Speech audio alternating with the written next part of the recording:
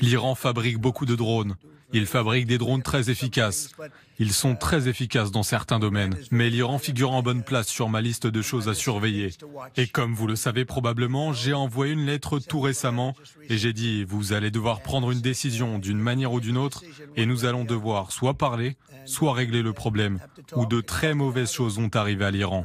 Et je ne veux pas que cela se produise. Arrêtons-nous là, hein. Ce ne sont pas que des mots, ce sont des actes. Et là, toute la puissance militaire américaine est en train de prendre position. Regardez cette île de Diego Garcia. Et notre chef d'édition, Aurélien Hamel, me taquinait parce que je ne sais toujours pas où est Diego Garcia. Enfin, maintenant, j'ai commencé à apprendre un petit peu, mais en réalité, vous, les militaires, vous connaissez très bien ça, hein. C'est un point central pour la puissance américaine. Et c'est un point d'appui qu'il va utiliser. Voilà. Et puis alors qu'il est parfaitement bien situé par rapport aux objectifs qu'il pourrait avoir. Et donc là, sont massés des bombardiers stratégiques, en fait, qui peuvent... Alors, les bombardiers stratégiques, faut le savoir, ils peuvent quasiment quitter les États-Unis et traverser la moitié du monde. Ils ont une autonomie absolument considérable. Mais là, effectivement, sur la base de Diego Garcia, il semble s'amasser un certain nombre de bombardiers stratégiques qui tendraient à prouver qu'ils, en tout cas, préparent, planifient. Est-ce qu'il y aura la décision? On n'en sait rien, mais qu'ils préparent, planifient quelque chose. Expliquez-nous. Ce qui est très intéressant, c'est qu'ils n'utilisent pas les nombreuses bases. Les Américains n'utilisent pas les nombreuses bases qui sont sur la rive occidentale du golfe Persique, c'est-à-dire dans les pétromonarchies, vous avez des bases aux Émirats, vous avez deux grandes bases au Qatar, etc. Pourquoi ils n'utilisent pas ces bases pour faire atterrir leurs bombardiers? Parce qu'ils ne veulent pas effectivement, et sans doute les pétromonarchies du Golfe leur ont demandé de ne pas mettre leurs bombardiers là, parce qu'ils ne veulent pas évidemment ces pétromonarchies du Golfe être entraînées. C'est très intéressant ce que vous dites, Renaud, là. On comprend là, la carte est parlante, qu'en réalité, ça leur évite de survoler quiconque. Tout à fait. Ils vont survoler l'océan. Et ensuite, cette base, elle est quand même relativement au sud, elle est isolée, vous voyez bien, c'est une île au milieu de la mer, et donc elle est quand même à l'abri des coups, bien plus que les bases qui se situent au Moyen-Orient. La distance est colossale. Combien de temps faut-il à un bombardier? Moi, je sais pas, en gros, quoi. 1800 km entre Diego Garcia et l'Iran, donc 1800 km, 2 heures. Moi, je dirais plus que 1800 km. C'est une immense. Alors, je me suis posé sur cette base. Non, c'est à mon avis, appareil commercial Vincent, qui a eu un problème moteur. C'est 1800 nautiques, c'est pas 1800 km. Ah, d'accord. C'est pas pareil, hein. 1800 000 nautiques. Hein. Expliquez-moi bien. Expliquez-nous bien. Ça veut dire que là, dans la minute qui suit, s'il le veut, Donald Trump peut donner l'ordre de bombardier. Les bombardiers sont déjà prêts. Alors, il y a les bombardiers, et puis il faut pas oublier qu'il y a les flottes. Il y a les flottes en Méditerranée qui ont une belle élongation aussi, et puis il y a la flotte aussi du côté du détroit d'Ormuz, hein, donc, et il y a aussi des tas de bases, mais là ce sont des bombardiers qui sont faits vraiment pour ça.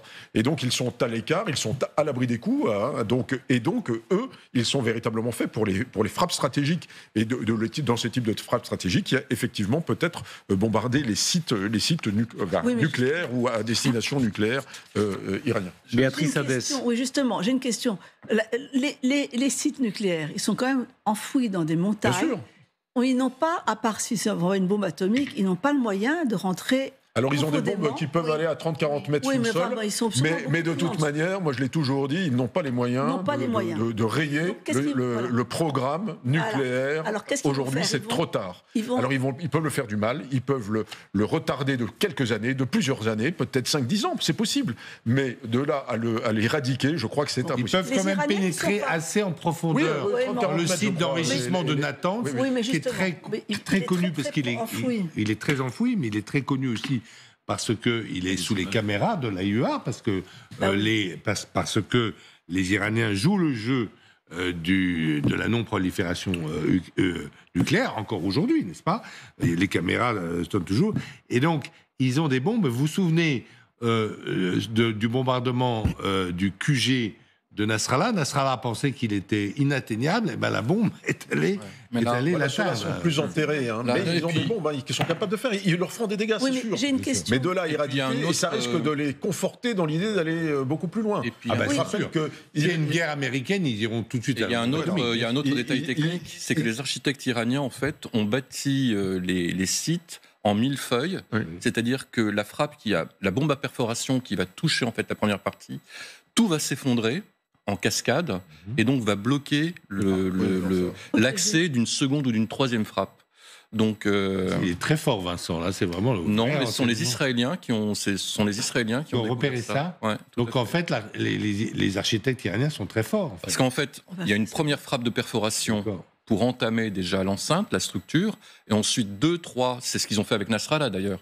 Il y a eu un tapis de bombes à perforation qui ont frappé le bunker.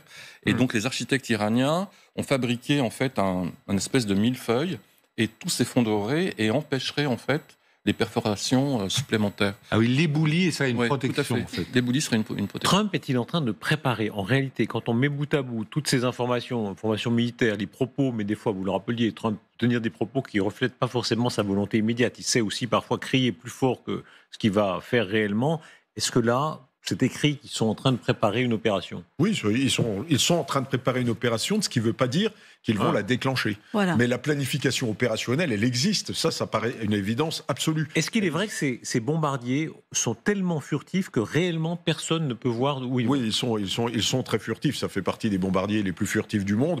Je crois que ça doit faire l'empreinte d'une hirondelle ou d'un oiseau à peu près quand on le voit passer. Et on peut penser que notamment les Iraniens aujourd'hui, les Occidentaux peut-être, mais ils ont peut-être les moyens de les déceler. Mais les Iraniens aujourd'hui, avec leur système un petit peu daté, n'ont certainement pas les moyens. Ceci dit, moi je me suis personnellement promené sur les ailes d'un de ces avions qui avait été abattu. Là, ils en ont abattu qu'une. J'ai même prélevé un petit bout de plastique parce que c'était un peu des matériaux composites en fait. C'était quand ils bombardaient Belgrade pour faire céder Milosevic pendant la campagne contre le Kosovo. Donc ils en ont abattu est-ce que c'est du hasard ou... Mais vous dites, pardon, que ça, au radar, ça ressemble à une hirondelle. Oui, on croit que c'est un oiseau qui passe. C'est à peu près la signature d'un oiseau, à peu près. Donc vous voyez un petit peu l'envergure de cette affaire. Et donc, ils sont très, très difficilement décelables, sauf s'ils sont visibles à l'œil nu, bien entendu. Ce qui est possible qu'on n'est jamais invulnérable. Je veux dire, c'est pas blindé, c'est pas invulnérable à un missile, mais le missile, on le tire quand on a la signature radar et quand on a verrouillé le radar dessus. Donc si vous voyez un oiseau, vous gâchez pas un missile à plusieurs millions d'euros. Voilà. Donc, écoutez la réaction des Iraniens, parce qu'évidemment, ce serait entrer dans un engrenage. Alors, quels sont les moyens de l'Iran? On verra bien, mais en tout cas, les Iraniens, évidemment, surenchérissent sur le ton de la menace. Nous avons dit qu'il y avait une fatwa sur la fabrication d'armes nucléaires. Nous travaillons sous la supervision de l'AEIA et nous ne nous dirigerons pas vers l'arme nucléaire. Mais si vous faites une erreur concernant la question nucléaire iranienne, vous forcerez l'Iran à prendre cette voie parce que nous devons nous défendre. Et si à un moment donné vous prenez la voie du bombardement des sites nucléaires iraniens, vous obligerez l'Iran à prendre une décision différente. Ce n'est pas dans votre intérêt. Voilà, c'est un argument un peu contourné, mais en fait, il dit non, mais nous, attention, on ne s'occupe pas du tout du nucléaire, mais alors, si vous nous provoquez, on va y aller. C'est un monsieur très intéressant, Laridjani. Il a fait des études de philosophie. J'avais été l'interviewer en 2008. Il m'avait dit qu'il était favorable à ce que la France soit intermédiaire dans une négociation entre les Iraniens et les Américains. C'était en 2008, mais les néoconservateurs, aux États-Unis et même en France, dans l'équipe Sarkozy, n'avaient pas voulu de ce dialogue. Déjà, il voulait... Donc, c'est plutôt, lui, un partisan du dialogue, Laridjani.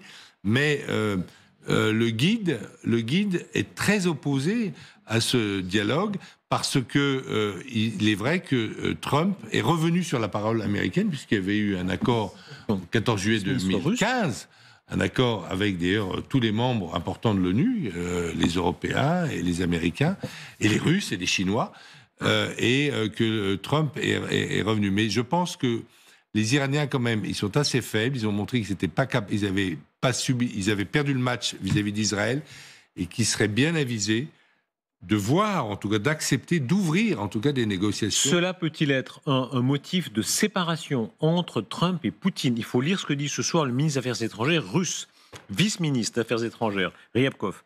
On entend des menaces, on entend aussi des ultimatums. Il parle donc de Trump sur l'Iran.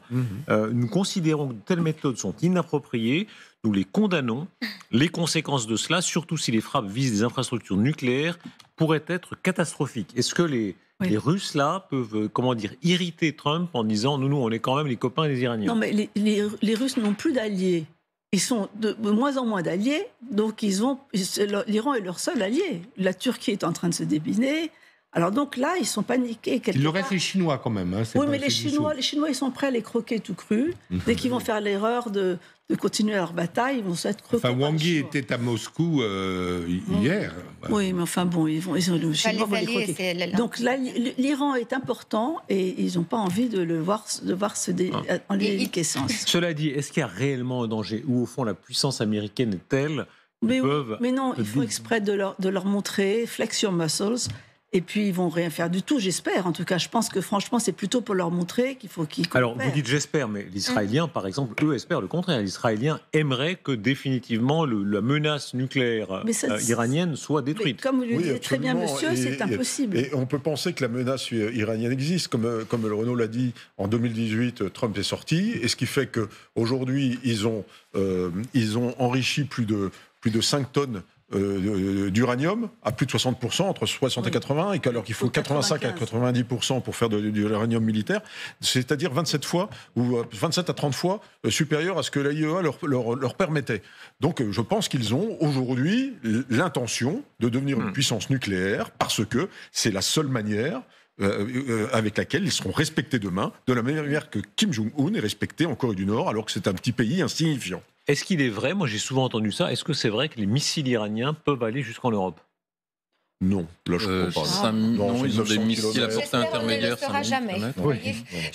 Mais aujourd'hui, cette administration de Trump, ils ont fait une très grande erreur, grave erreur aussi, parce qu'il y a eu des menaces qui n'étaient pas suivies des gestes. Donc soit on fait des menaces et après on exécute, soit on ne fait pas les menaces si on ne pense pas qu'on va être capable d'exécuter.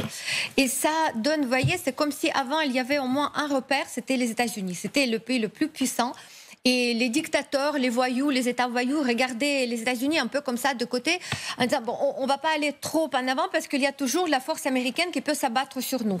Et là, il n'y a plus cette force américaine. Elle a disparu.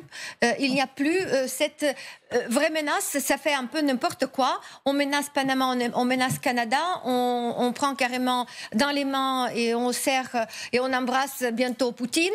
Donc vraiment, eux, ils se sentent plus en puissance et ça leur permettra. Et ça leur permet aussi de proliférer les menaces contre les États-Unis parce que c'est titiller la démocratie. La démocratie ne peut pas agir avec les moyens de dictateurs. Panama, ça a marché. Hein. Le groupe chinois Hutchinson s'est retiré au profit de BlackRock. Non, mais les BlackRock, c'est arrêté, les contrats, c'est arrêté, ils n'achètent plus. Est-ce que Trump reste le moindre mal ? Rappelez-vous, les Américains, on leur a fait beaucoup de reproches, ils ont envahi l'Irak, les Européens souvent ont critiqué ça, à tort ou à raison. Si, à raison. Chacun est libre. C'est une catastrophe absolue, la mésapodomie. Est-ce qu'aujourd'hui, Trump reste quand même le moindre mal ? C'est-à-dire, face à la Chine et face à la Russie, mieux vaut soit les Américains qui tiennent le Groenland, mieux vaut que les Américains, malgré tout, ça reste encore dans l'ordre des comparaisons, Renaud Girard. En tout cas, je ne suis pas favorable à ce qu'on puisse prendre le moindre risque que la Chine ou que la Russie, surtout, s'emparent du Groenland. Ils le feront jamais. Donc je préférerais évidemment, pourquoi pas qu'ils restent danois ou esquimaux, ce que vous voulez, de toute façon il y a les bases américaines, mais en tout cas, je considère que stratégiquement, les Américains ne peuvent pas se permettre de prendre le moindre risque que des Russes ou des Chinois s'emparent du Groenland. Et c'est ce qu'a dit J.D. Vance dans son discours. Il est allé au Groenland, il a dit on voit des bateaux russes et des bateaux chinois qui sans arrêt grenouillent autour du Groenland. Ce que les Américains et les Canadiens, les alliés, veulent garder, parce qu'on est toujours quand même alliés des Américains, pour le moment en tout cas, c'est le passage du nord-ouest, qui est le passage le plus rapide, surtout avec la déglaciation, avec le changement climatique entre l'océan Atlantique et l'océan Pacifique.